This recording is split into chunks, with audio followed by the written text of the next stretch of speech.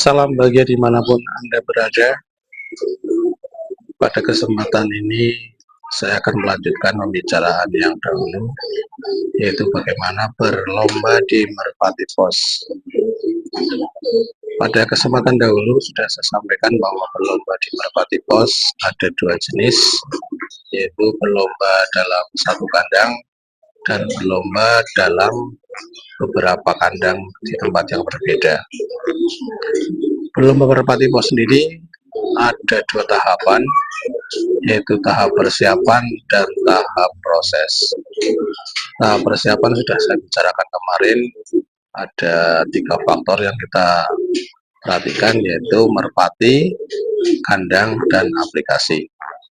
Pada kesempatan ini saya akan melanjutkan, yaitu tahap proses. Tahap proses sendiri juga ada 3 yang perlu kita cermati, yaitu pertama in-crop, kedua pelepasan, dan yang ketiga yaitu pelaporan. Yang pertama in-crop. In-crop sendiri yaitu tempat mengumpulkan merpati pada suatu tempat dan pada waktu tertentu ketika merpati akan dilepaskan. Biasanya panitia sudah membuat jadwal in-crop dan jadwal pelepasan tersendiri. Jadwal yang dibuat oleh panitia dibagi ada waktu in-crop dan ada waktu pelepasan. Kenapa demikian? Karena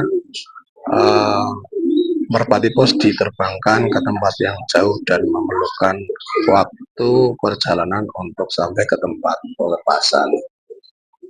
Nah, apabila waktu membawa merpati ke tempat pelepasan kurang dari 6 jam, biasanya in-crop dilaksanakan pada 1 hari sebelum pelepasan. Jadi kalau penerbangan hari Minggu, kemudian in-crop-nya di hari Sabtu. Pada jadwal juga tertera di situ ada latihan wajib dan lomba. Latihan wajib biasanya antara 3 sampai 5 pos, kemudian lomba juga demikian antara 3 sampai 7 pos lomba yang harus diikuti. Baik, kita lanjutkan bahwa in-crop itu yang dilaksanakan apa saja. Yang pertama in-crop dilaksanakan yaitu checking kesehatan merpati. Kemudian yang kedua registrasi, baik registrasi nomor merpatinya atau registrasi ketika dipasang stiker bagi merpati yang dilombakan menggunakan aplikasi stiker, yaitu merpati-merpati yang dapat mengikuti lomba apabila merpati itu sudah melalui tahapan latihan wajib. Kemudian yang tidak menggunakan stiker biasanya menggunakan chip.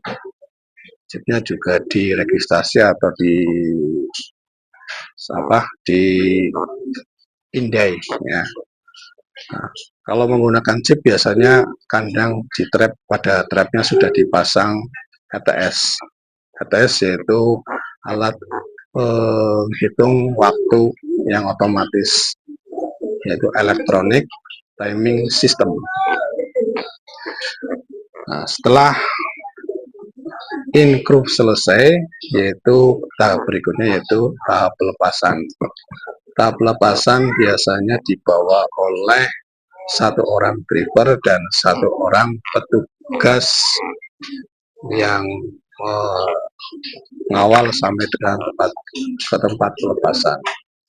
Tugas driver adalah membawa merpati dari tempat in-crop ke tempat pelepasan, sedangkan petugas yang mendampingi namanya conveyor bertugas memantau keamanan burung merpati, keterjaminan pakan, ya, minum, dan kesehatannya.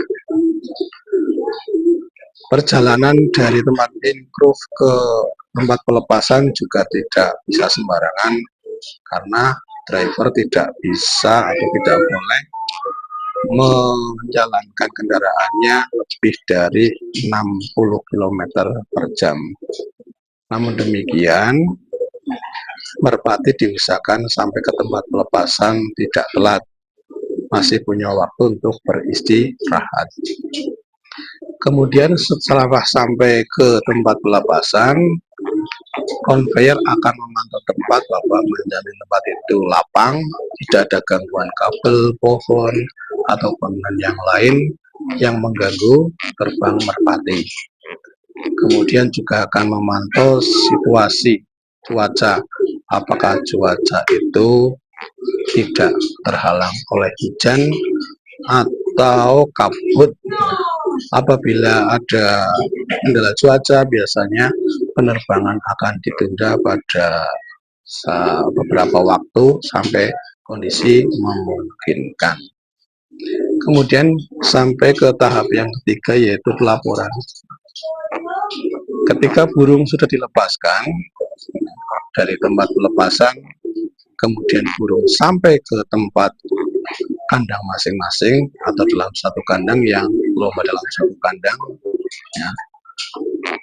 Tugas dari pemilik burung atau peserta yang pertama adalah menangkap merpati dan mengambil stiker untuk dilaporkan dalam aplikasi.